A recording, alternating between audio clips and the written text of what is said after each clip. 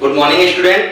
तो चलो आज के डेट में हम लोग करने वाले हैं बीपीटी, ओके, जिसे हम लोग थेल्स थ्योरम के नाम से भी जानते हैं और ये मस्ट आईएमपी थ्योरम में लिया जाता है स्टैंडर्ड 10th के लिए। ठीक है, अगर आप लोग बोला जाए कि मस्ट आईएमपी थ्योरम तो उसमें भी आपका आएगा सबसे पहले थ्योरम 6.1 जिसे हम लोग बोलते हैं बीपीटी। अब बीपीटी का मतलब क्या होता है, तो आप लोग बोलोगे कि बेसिक प्रोपोर्शनलिटी थ्योरम। ठीक है, इसका स्टेटमेंट अपने को दिया हुआ है यहाँ पे कि if a line is drawn parallel to one side of a triangle, मतलब ये है कि अगर किसी एक ट्रायंगल का, देखिए यहाँ पे क्या बता रहे हैं, करे कि आपको अगर कोई एक यहाँ पे ट्रायंगल दे दिया जाए, ठीक है, तो करे कि एक ट्रायंगल का नाम मैंने यहाँ पे क्या ले लिया, तो आप लोग बोलोगे कि नाम हम लोग ले लेते हैं इसका ए बी सी।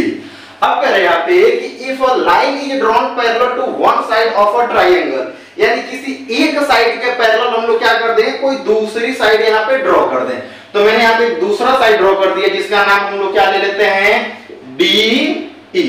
ओके, अब कह रहे हैं to intersect the other two sides in distinct point. अब इसका मतलब क्या है कि ये जो लाइन हमने ड्रॉ किया, ये अदर जो टू साइड्स था इसको अलग अलग पॉइंट पे क्या कर रहा है, इंटरसेक्ट कर रहा है। ओके, कर रहे हैं the other two sides are divided in the same ratio.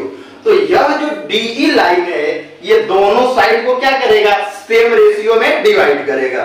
Okay, तो ये चीज अपने को पता था, अपने को अब इसको क्या करना है, प्रूफ करना है। तो प्रूफ करने के लिए सबसे पहले स्टेटमेंट के बाद हम लोग लिखेंगे यहाँ पे गिवन। ओके, गिवन में हम लोग क्या लिखते हैं कि जो चीजें स्टेटमेंट से अपने को पता चल गई हो, ठीक है, तो अपने को क्या पता चली है कि एक ट्रायंगल है। ओके, तो इस ट्रायंगल का नाम अपने को यहाँ पे दिया है ए बी सी। तो मैंने लिख दिया यहाँ पे कि in triangle A B C, देखिए ट्रायंगल ए बी सी करके वेयर, जहां पे अपने को ये भी पता है कि DE जो है वो BC के क्या दिख रहा है आपको, तो आप बोलोगे कि sir DE parallel to BC। Okay, ये अपने को गिवन था। गिवन के बाद अपना हेडिंग आता है टू प्रूव। तो अब मैंने यहाँ पे हेडिंग लिख दिया टू प्रूव, PROVE।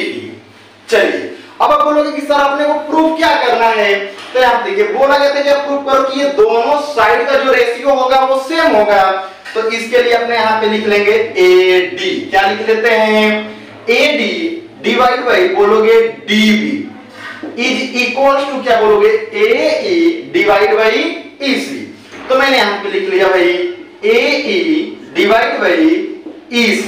ओके, ये चीज अपने को प्रूफ करके लाना है। इसके तुरंत बाद हमको हेडिंग लिखना है कंस्ट्रक्शन। मैंने यहाँ पे क्या लिख लिया, कंस्ट्रक्शन।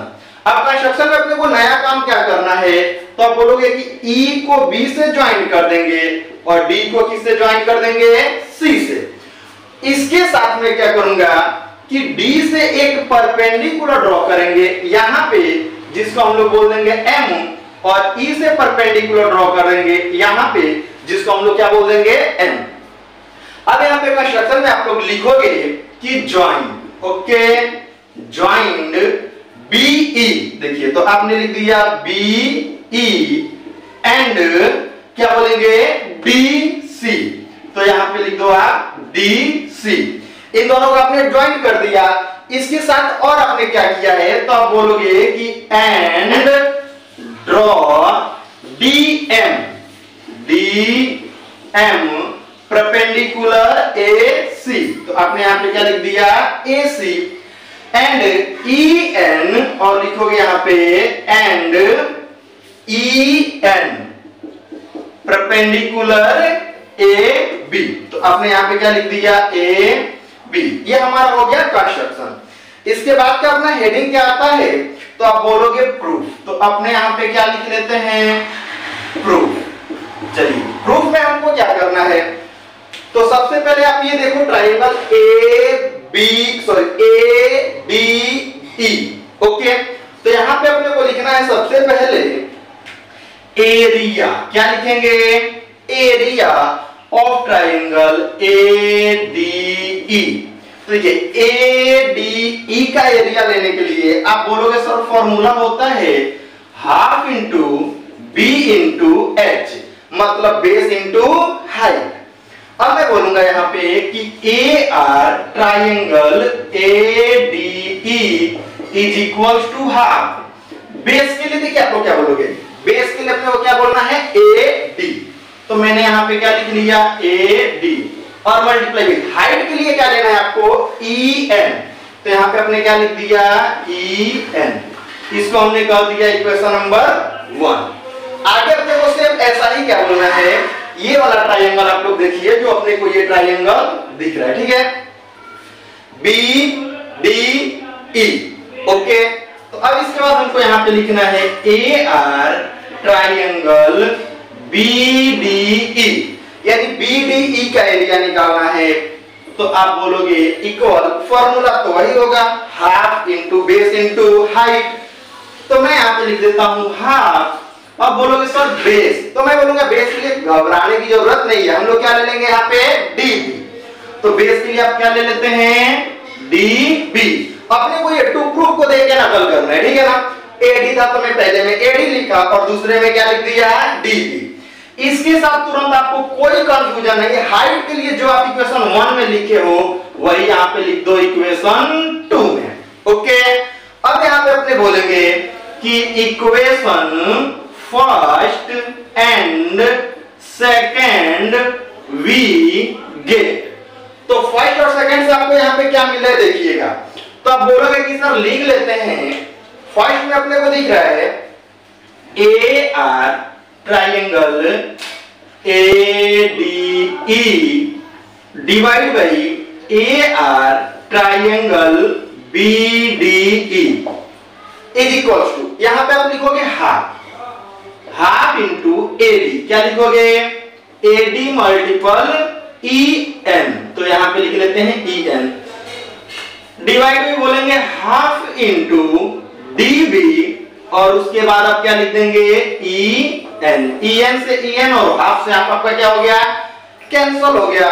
तो अब यहाँ पे आपका क्या बच रहा है देखिए, A R A D E upon A R, नीचे क्या था आपका, तो बोलेंगे B D E is equal to क्या बोलेंगे, A D upon D B.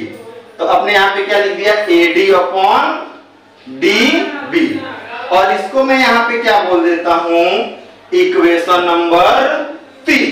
चलिए इसके बाद हमको क्या करना है, अगेन ए डी ई का एरिया निकालना है, ठीक है। तो देखिए यहां पे आप लोग लिख लो कि A R A D E equal half. पहले कंडीशन में बेस आपने ए डी लिया था, दूसरे कंडीशन में आपको क्या ले लेना है, ए ई। तो आप यहां पे क्या लिख लेते हो, ए ई। तो देखिए हम लोग यहां पे क्या लिखेंगे, ए ई, और डिवाइड में देखिए हाइट के जगह पे अब क्या लेना है आपको, डी एम। तो यहां पे क्या लिख दिया, डी एम, इक्वेशन नंबर 4। अब अपने को क्या करना है कि इसके साथ ये वाला ट्राइंगल देखिए, ये जो आपको इधर ट्राइंगल दिख रहा है, ठीक है।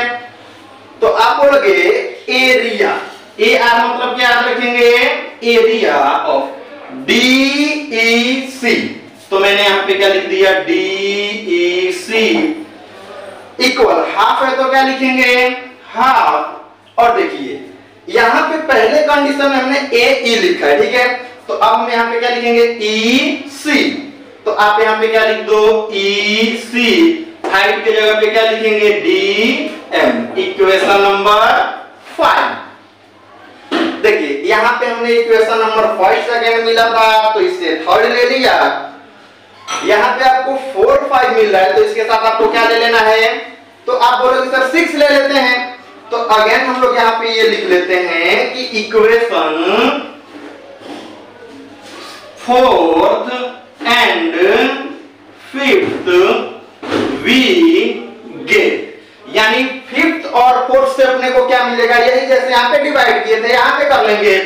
तो डायरेक्ट आप लोग लिख सकते हो A R A D E upon A R D E C is equal to लिखोगे half into A E multiply by D M divide by half into EC multiply by DM से DM और half से आप क्या हो गया cut. इसके बाद हम लोग आते हैं और यहाँ पे ब्रेक डाउन करते हैं। देखिए ये जो अपना पोर्शन है कर लेते हैं।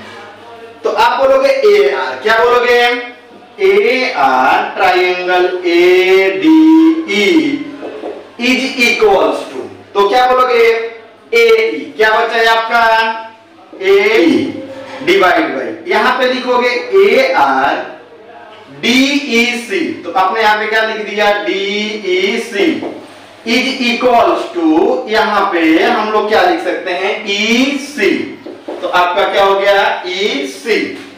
इसको आपका दो इक्वेशन नंबर तो 6 क्या कह देते हैं 6। अब देखिए इक्वेशन नंबर 3 मिल गया और इक्वेशन नंबर क्या मिल गया आपको 6। अब देखिए अपने को क्या करना है, ये वाले ट्राइंगल को देखिए BDE, तो यहां पे आप लिखेंगे AR triangle BDE is equals to AR triangle CDE, तो मैंने यहां पे लिख दिया CDE और इसको मैं क्या कर देता हूं इक्वेशन 7। अब अपने को यहां पे क्या मिल गया है इक्वेशन 3 6 और क्या मिल गया 7। तो अब हमको क्या करना है कि सेम बेस, क्या लिखेंगे सेम बेस, तो यहां पे आप लोग लिख लो कि सेम बेस, और बेस का नाम यहां पे आपका क्या हो जाएगा DE, एंड लिखेंगे and the same parallel line, देखिए तो देखिए सेम आपको पैरेलल लाइन क्या दिख रहा है, तो बोलेंगे BC एंड DE, तो लिखेंगे and the same parallel line between BC and क्या लिख देंगे DE। ये स्टेटमेंट लिखने के बाद तुरंत अपने को नीचे यहां पे लिखना है इक्वेशन 3, देखिए इक्वेशन 3 6 एंड 7, तो यहां पे हम लोग लिखेंगे इक्वेशन 3 6 एंड 7 वी गेट, ठीक है ना। तो जैसे ये लिखेंगे कि 3 6 एंड 7 वी गेट, आगे डायरेक्ट अपने को लिख देना है यहाँ पे AD upon DB, AE upon में क्या हो जाएगा EC, और यही अपने को क्या करना था प्रूफ करना था, और लास्ट में हम लोग आगे यहाँ पे क्या लिख देंगे प्रूफ, और इसी के साथ अपना क्या होगा ये थ्योरम यहाँ पे कंप्लीट हो जाएगा।